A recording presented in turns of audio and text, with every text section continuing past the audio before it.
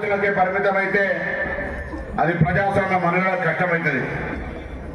వాస్తవంగా ఈరోజు తెలంగాణలో ఆనాటి నుంచి ఈనాడు దాకా దేశవ్యాప్తంగా కూడా కావచ్చు రైతులకు సంబంధించి ఏదైనా సంక్షేమ కార్యక్రమం కానీ రైతులకు ఉపయోగపడే నిర్ణయం ఏదైనా తీసుకున్నదంటే అది ఆనాడు అధికారంలో ఉన్నటువంటి కాంగ్రెస్ పార్టీ, ఇవాళ అధికారంలో కాంగ్రెస్ పార్టీ మాత్రమే అని బల్ల బుద్ధి చెప్పగలిగినటువంటి ఒక కార్యక్రమం ఉంది. ఈరోజు మీరు చూస్తూ ఉన్నారు మనం ఏ విధంగా అయితే ఇరిగేషన్ ప్రాజెక్టులకు సంబంధించి మాట్లాడితే గతంలో ఈ పంట అంతా కాళేశ్వరంతోనే వస్తుందనే మాట మాట్లాడేటువంటి పరిస్థితి ఉండే. ఇలా కాళేశ్వరం నీళ్ళ చుక్క కూడా మనం వాడకుండా తెలంగాణ రాష్ట్రం మొత్తంలో హైయెస్ట్ ఉమ్మడి ఆంధ్రప్రదేశ్ ఉన్నాడు కూడా ఇంత పంట రాకుండా అంత పెద్ద ఎత్తున ఈరోజు ఉత్పత్తి కాగలిగిందంటే ఈరోజు ఉన్నటువంటి పరిస్థితిని ఒకసారి అర్థం చేసుకోండి. ప్రకృతి ప్రభుత్వాల సహకారంతో ప్రకృతి కూడా కరుణించాలి. ఈసారి ఎక్కడ కూడా చెడగొట్టు వాడల వల్లే ప్రకృతి పరంగా ఉన్న నీళ్లను పొదుపుగా ఎల్లంపల్లి నుంచి తీసుకొని ఎక్కడికక్కడ వాడుకునేటువంటి విధంగా ప్రయత్నం చేసినది ప్రభుత్వం. పంట వచ్చింది ఎట్లా కొనుగోలు కేంద్రాలను ముందుగానే ఏర్పాటు చేసి కొనుగోలు ప్రక్రియ ప్రారంభించే సందర్భంలో కొంత రైస్ మిల్లర్లతోటి ప్రభుత్వానికి వ్యతిరేకంగా ఆట ఆడిపియాలనే ప్రయత్నం జరిగింది. అప్పుడు ప్రభుత్వం గట్టిగా ఒకటే మాట చెప్పింది, ఎవరైతే రైస్ మిల్లర్లు రైతుల దగ్గర ధాన్యం కొనుగోలు చేస్తే ఆ రైతులకు సంబంధించిన ధాన్యం పైసలు ప్రభుత్వం ఇచ్చి మిమ్మల్ని కస్టమ్ మిల్లింగ్ చేయమని ఆ కస్టమ్ మిల్లింగ్ చేసిన బియ్యాన్ని ప్రభుత్వానికి సరఫరా చేయమంటే ఆ వ్యాపారంలో భాగంగా ఆ యొక్క ప్రక్రియలో దాదాపు తెలంగాణ రాష్ట్రంలో 20,000 కోట్ల రూపాయలు రైస్ మిల్లర్ల దగ్గర ఉన్నాయి. అది ప్రభుత్వ సొమ్ము, మీరు దాన్ని బట్టి వ్యాపారం చేసుకుంటున్నారు, ఆ సొమ్మును కట్టమని అడిగినాం. ఆ సొమ్ముకు సంబంధించి ఎవరైతే రైస్ మిల్లర్లు జీరో బ్యాలెన్స్ ఉన్నారో వాళ్ళందరికీ వరి ధాన్యం కొనుగోలు ఇచ్చినాం. డిఫాల్టర్లకు ఇవ్వలే. ఆ డిఫాల్టర్లతో సమస్య సృష్టించాలంటే ప్రభుత్వంతో ఎవరు కూడా ఎప్పుడు కూడా ఎవరైనా వ్యక్తులు కానీ సంస్థలు కానీ ప్రభుత్వం ముందు నిల్చోవు. ప్రభుత్వం అంటే అందరూ ప్రజలు కాబట్టి ఆ ప్రభుత్వమే తప్పకుండా గట్టిగా నిలబడంతో వీళ్ళందరూ కూడా లైనప్ అయి ఈ వడ్ల కొనుగోలు ప్రక్రియలో భాగస్వాములు అయినారు. ఇప్పుడు కూడా కోరుతా ఉన్నా, ఎవరైనా ఇంకా డిఫాల్టర్స్ ఉంటే ప్రభుత్వంతో అంతా సెటిల్మెంట్ చేసుకొని ప్రభుత్వం మీకు ఇచ్చిన ధాన్యానికి సంబంధించిన డబ్బు విషయంలో కూడా స్పష్టంగా చేసుకోమని కోరుతా ఉన్నాం. ఆ విధంగా కొనుగోలు కొద్దిగా మొదటి నెల కొనుగోలు ప్రక్రియ ప్రారంభం ఆలస్యం కొద్ది ఇబ్బంది అయితే కల్లాలా కాడిపోయి ఇష్టం ఉన్నట్టు మాట్లాడింది. సన్నధాన్యం ఆనాడు వరేస్తే వేసుకోమన్నారు, వరేద్దన్నారు, సన్న వడ్లు వేసుకుంటే రకరకాల మాట్లాడారు. ఇవాళ మేము చెప్పినాం సన్న వడ్లకు సంబంధించి 500 రూపాయల బోనస్ ఇస్తామని చెప్పినాం. ఇవాళ ఇప్పుడు ఈ వేదిక మీద బహిరంగంగా తెలంగాణ రాష్ట్రంలో ఎవరికైనా సన్న వడ్లు వేసుకొని అమ్ముకుంటే 500 బోనస్ రాకపోతే నేను ఆ ప్రతిపక్ష నాయకులందరూ విజ్ఞప్తి చేస్తాను, అది తీసుకురండి. డబల్ పెనాల్టీతో పాటు వాళ్ళ కడతాం. ఎవరికైనా రాకపోతే బాధ్యత సన్న వడ్లు రాష్ట్రంలో పండించిన రైతులందరికీ 500 రూపాయలు మద్దతు ధర 1,300 చిల్లరతో పాటుగా వాళ్ళ ఖాతాలో పడతా ఉన్నాయి. ఇదొక మార్పు, ఇదొక జరుగుతున్నటువంటి పరిణామం గమనించిన తర్వాత నోర్లు మూతపడ్డాయి. ఇప్పుడే సోదరుడు శ్రీనివాస్ గారు చెప్పిన రైతు రుణమాఫీకి సంబంధించి మీ అందరికీ తెలుసు. 5 సంవత్సరాల ₹1,00,000 రుణమాఫీ కావాలంటే ఎన్ని దఫాలైందో, ఎంత ఇబ్బంది పడ్డారో, ఏమి కష్టం ఎదుర్కొన్నారో మనకు తెలుసు. రెండవసారి 5 సంవత్సరాలు కూడా ₹1,00,000 రుణమాఫీ కావాలంటే ఏమిటో తెలుసు. కానీ మాట మీద నిలబడి ఈయన కూడా మళ్ళీ ధైర్యంగా వేదిక మీద చెప్తా ఉన్నాం, బరాబర్గా ₹2,00,000 రుణమాఫీ చేస్తామన్నాం, చేసినాం. అందులో 2 అంశాలు పెండింగ్ లో ఉన్నాయి. ఒకటి, రేషన్ కార్డు ఉండి క్లియర్ గా ఫ్యామిలీ అనేటువంటి క్లారిఫికేషన్ ఉన్న కాడ ఎక్కడ కూడా ₹2,00,000 లోన్ మాఫీ కానులోన్ ఉంటే వాళ్ళందరికీ తప్పకుండా మా దృష్టికి తెమ్మని ఇప్పటికే మా ఏవలు ప్రతి ఇల్లు తిరిగినాం. ఫ్యామిలీ కుటుంబానికి సంబంధించిన ఒకటి ఫ్యామిలీ గ్రూపింగ్ ఫోటో తీసుకున్నారు. ఏఈఓలు వచ్చినారు. మీ ప్రాంతంలో రైతులకు సంబంధించినటువంటి మొట్టమొదటిసారి ఎవరు ఏఈఓ ఎక్కడో కాడ కూర్చుండే వాళ్ళను ఇంటింటికి తిప్పి ఎవరైనా రాకుంటే ఆ కారణం ఆధార్ కార్డు ప్రాబ్లమా, లేకపోతే పట్టా పాస్బుక్ ప్రాబ్లమా, లేకపోతే ఎక్కడ చట్టం ఏ ఇబ్బంది ఉందో అని వాళ్ళ వివరాలన్నీ సేకరించుకొని ఇలా వ్యవసాయ శాఖ అధికారుల ద్వారా ప్రభుత్వానికి సమాచారం తీసుకోబడ్డది. 2 లక్షల రూపాయల లోపల నుండి ఏ ఫ్యామిలీ గ్రూపింగ్ అయితే కారణాలు ఉన్నారో వాళ్ళందరికీ కూడా వీలైనంత తొందరలో, రోజుల్లో, నెలలు కూడా కాదు, వీలైనంత తొందరలో వాళ్ళందరికీ 2 లక్షల రూపాయల లోపల రుణమాఫీ అవుతుందని ధైర్యంగా బల్లగుద్దిలో ప్రభుత్వ పక్షాన్ని చెప్తా ఉన్నాం. గ్రామాల్లో ధైర్యంగా కాంగ్రెస్ కార్యకర్తలు చెప్పాలి, రైతులు చర్చ చేయాలి. 2 లక్షలకు లోపలనే మేము చేస్తామన్నాం. అయినా మానవతా దృక్పథం కావచ్చు, ప్రభుత్వ బాధ్యత కావచ్చు, 2 లక్షల పైనటువంటి వాళ్ళకు కూడా రుణమాఫీ చేయడానికి ప్రభుత్వం నిర్ణయం తీసుకుంది. కానీ మనం లోన్ మాఫీ అంటే మేము రుణమాఫీ చేయడం మా బాధ్యత. రుణమాఫీ చేసిన తర్వాత కూడా ఆయన మళ్ళీ బ్యాంకులు అప్పుంటే ఆ పథకానికి ఆ రుణమాఫీ చేయడానికి అర్థం లేదని పైన డబ్బున కట్టమని, ఆ కట్టిన తర్వాత ఈ 2 లక్షలు మీ ఖాతాలో వేస్తామని దానికి కూడా 2,50,000, 75, 25 అట్లా పైన వాళ్ళకి షెడ్యూల్ ఇచ్చి ఆ పైన డబ్బులు కట్టిస్తాం, ఈ 2 లక్షలు మీ బ్యాంకులో జమ చేస్తామనేటువంటి మాట కూడా దయచేసి క్షేత్రాల్లో చెప్పండి. సన్నవడ్ల సమస్య రుణమాఫీ పరిష్కారం కాగానే సంధిలకే ఒక సరైన రైతు అదేమంటారు రైతు భరోసా కూడా పక్కా ఇస్తామని చెప్పండి ధైర్యంగా. రైతు భరోసాకు సంబంధించి గుట్టలకు చెట్లకు ఇస్తున్నారు, రోడ్లు పోయిన వాటికి ప్లాట్లు వేసిన వాటికి కూడా ఇస్తా ఉన్నారు అనే దాని మీద మంత్రివర్గం ఒక సబ్ కమిటీ వేసింది. సబ్ కమిటీ జిల్లా జరిగింది, రైతుల అభిప్రాయం తీసుకుంది, వివిధ రకాల అభిప్రాయాలు తీసుకొని రేపు 9వ తారీఖు తర్వాత శాసనసభలో చర్చ పెట్టి దాని మీద కూడా ఒక విధానపర నిర్ణయం తీసుకొని వెంటనే రైతు బంధు కూడా వేయడం జరుగుతుంది అనేటువంటి మాట కూడా ధైర్యంగా చెప్పామనే మాట సందర్భంగా మనం చెప్తా ఉన్నాం. ఇంకా ప్రభుత్వం మీద ఏడుస్తాను, నాకు ఆ మాట అర్థం కాలే. ఎవరు సంతోషపడితే దానికి ఒక కారణం ఉండాలి. మహారాష్ట్ర ఎన్నికల్లో ఈ నుంచి 600 కార్లు తీసుకుపోయి పక్కన ఉన్నటువంటి హోటల్, టూరిజం ప్లాజాలు మొత్తం మహారాష్ట్ర నాయకులతో నింపి మొత్తంగా టీఆర్ఎస్ బీఆర్ఎస్ గా మార్చి మొత్తం మహారాష్ట్రలో కూడా రాజ్యం వెళ్తున్నటువంటిగా మాటలు మాట్లాడే మాట వాస్తవమా కాదా? సీటు గెలవకపోయి కానీ కాంగ్రెస్ ఓడిపోతే ఏమో సంతోషపడుతున్నారు, నాకు అర్థమవుతలేదు. బీజేపీ గెలిచేందుకు సంతోషమా, కాంగ్రెస్ ఓడిపోయినందుకు సంతోషమా స్పష్టం చేయాలని కోరుతున్నా. చౌదరి హరీష్ రావు గారు రాత్రి కలిసి ఒక ప్రోగ్రామ్ లా నేను హుజరాబాద్ ఏం చెప్పిపోయినా నేను కూడా ఇలా వచ్చి చెప్పాల్సి వస్తుంది. నిన్ననే చెప్పిన, నేను అడుగుతానా ఈ వేదిక ద్వారా, మహారాష్ట్ర ఎన్నికల్లో భారతీయ జనతా పార్టీ గెలిచేందుకు సంతోషపడుతుండ్రా, కాంగ్రెస్ పార్టీ ఓడిపోయినందుకు సంతోషపడుతుండ్రా? స్పష్టం చేయమని సందర్భంగా డిమాండ్ చేస్తా ఉన్నా.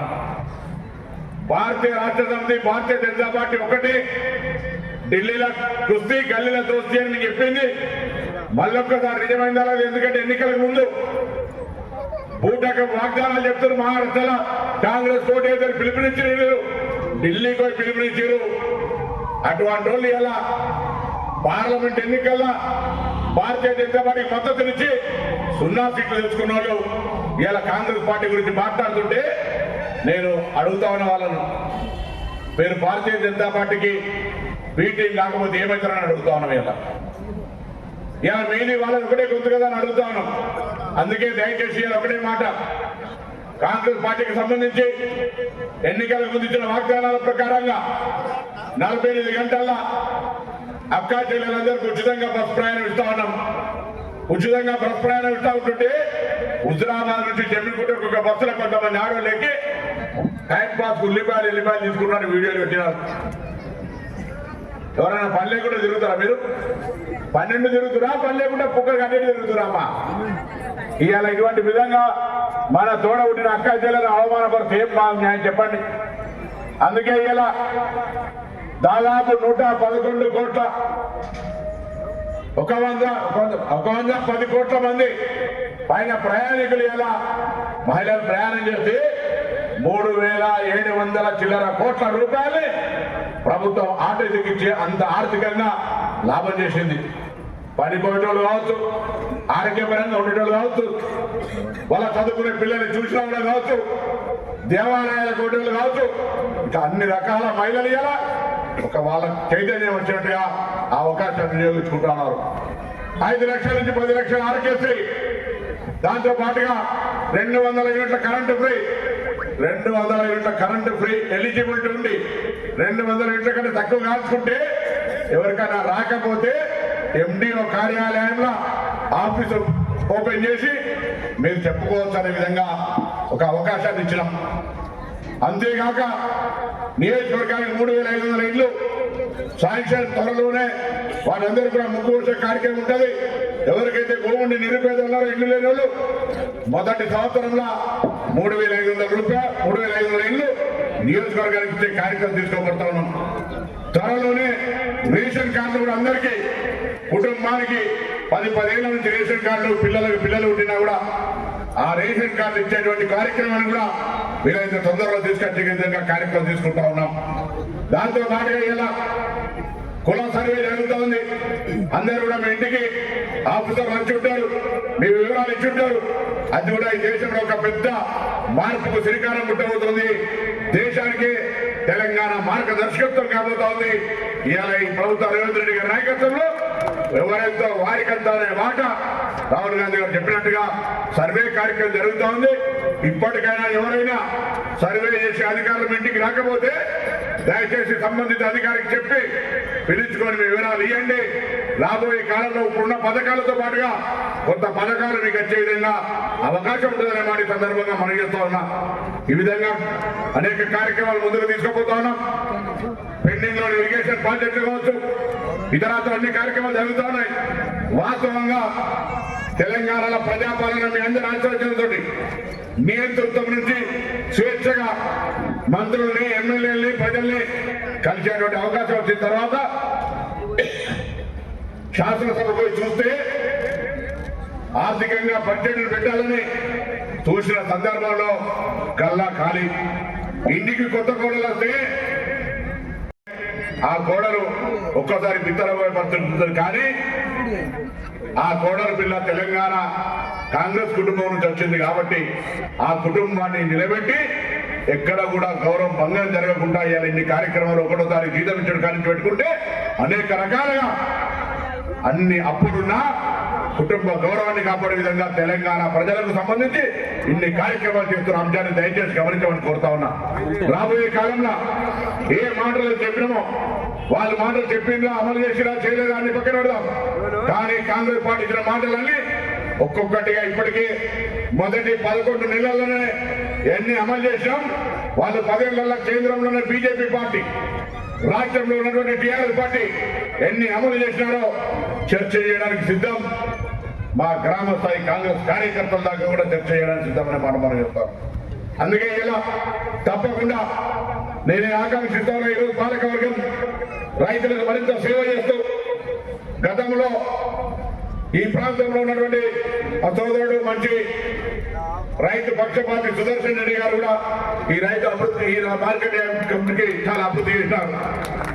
వారి విగ్రహం పెడదామా, వారి పేరు పెడదామా, చాలా ప్రతిపాదనలు వచ్చి పాలకవర్గ నిర్ణయం తీసుకొని తప్పకుండా సుదర్శన్ రెడ్డి గారికి సంబంధించి కూడా ఈ ప్రాంతం జ్ఞాపకం ఉంచుకునే విధంగా వారి యొక్క ఆలోచనలను తీసుకొని పోతా ముందుతో స్థానిక నాయకులతో మాట్లాడాలని మనం చెప్తా ఉన్నాం. దయచేసి ఒకటే మాట, ప్రభుత్వంలో ఉన్న రేవంత్ రెడ్డి గారి ప్రభుత్వం, దానిలో మంత్రిగా నేను, గౌరవ విప్పుగా శాసనసభ్యుడిగా ఆది శ్రీనివాస్ గారు, కరీంనగర్ లోక్సభ కింద ఉన్నటువంటి మిగతా కవంపల్లి సత్యనారాయణ గారు, మేడిపల్లి సత్యం గారు, ఉమ్మడి జిల్లాకు సంబంధించిన శ్రీధర్ బాబు గారు, మిగతా గౌరవ శాసనసభ్యులు అందరూ కూడా జిల్లాకు సంబంధించి మొన్ననే చూసినారు. శ్రీ రాజరాజేశ్వర స్వామి వేములాడ రాజన్న దేవాలయానికి గతంలో అనేక మాటలుండే ఇవాళ మేమన్నీ అమలు చేసి ఫౌండేషన్ లేచి ఇవాళ రాజాన్ని ఆశీస్సులు పొంది మనందరం చల్లగా ఉండాలనే మొక్కుతా ఉన్నాం.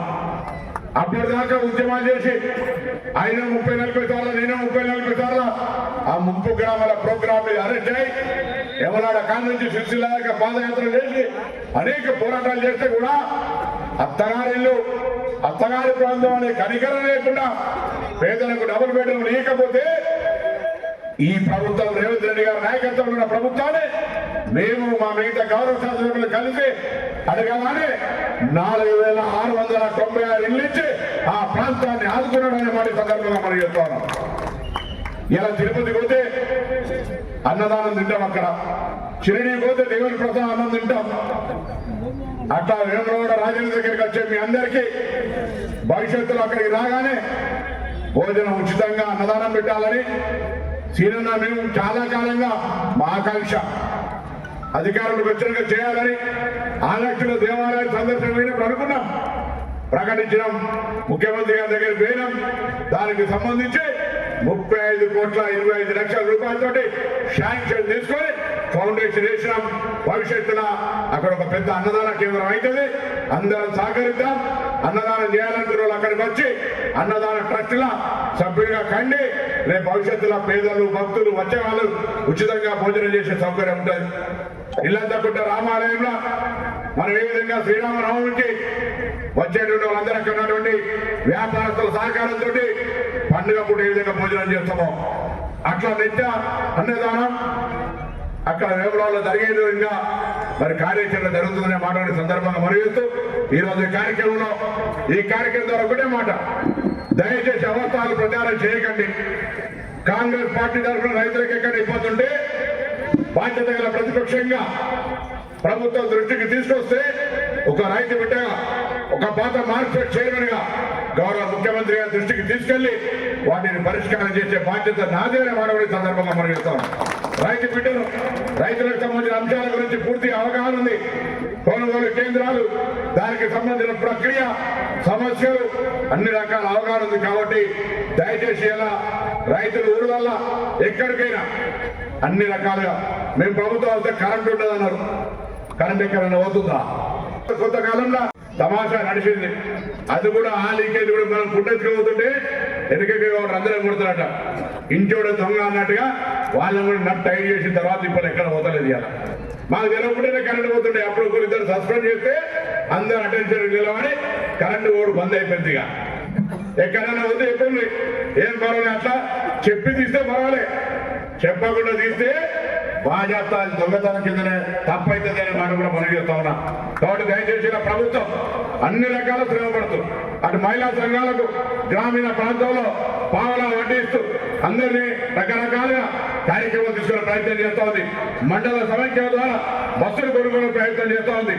పావలా వడ్డీ రాకపోతే దయచేసి ఎక్కడైనా మీ సంఘాల నాయకులకు చెప్పండి, మేము మా బాధ్యత ఇప్పించే విధంగా కార్యక్రమం తీసుకుంటామనే మాట మనం చేస్తూ మరొకసారి ఈరోజు మార్కెట్ చైర్మన్ ప్రమాణ స్వీకారం చేసినటువంటి చైర్మన్ గారికి వైస్ చైర్మన్ గారికి మా సాగునీటి చైర్మన్ ఏనుగంత శ్రమ పడితే ఆవు విద్యంత అదృష్టం కలిగి చైర్మన్ అయింది. ఆయన కష్టపడ్డాడు, ఈయన చైర్మన్ అయింది. కష్టపడ్డాడు అవునా కదా? మీరు కష్టపడితే మీ భర్తలుగా, మీ భర్త కష్టపడితే మీకు, అట్లా ఏదైనా కానీ సరే అందరికీ న్యాయం జరగాలి. కాంగ్రెస్ పార్టీలో కష్టపడ్డ వాళ్ళందరికీ ఏదో ఒక అవకాశం రావాలని ఒక కార్యకర్తగా నేను కూడా ఆకాంక్షిస్తా ఉన్నా. తప్పకుండా కొంతమందికి ఎవరికి పదవి రావడం వల్ల ఇంకొకరు కొద్దిగా ఇబ్బంది అనిపించినా దయచేసి దాన్ని అర్థం చేసుకోండి. ఈరోజు తప్పకుండా ఇంకా భవిష్యత్తు కాలంలో ఈ అడ్జస్ట్మెంట్ లోపల ఎవరైతే చురుకుగా పాల్గొంటారో ప్రభుత్వం గొంతును ప్రజల దగ్గర తీసుకుపోతారో వాళ్ళకి తప్పకుండా గుర్తింపు వస్తుంది. ఆ తెప్పించే బాధ్యత నాలాంటి వాళ్ళకి సంబంధించిన మేమందరినీ బాధ్యత అనే మాట మనం చేస్తూ మరొకసారి అందరికీ హృదయపూర్వకంగా నమస్కారాలు చెప్తూ సెలవు తీసుకుంటా ఉన్నాం.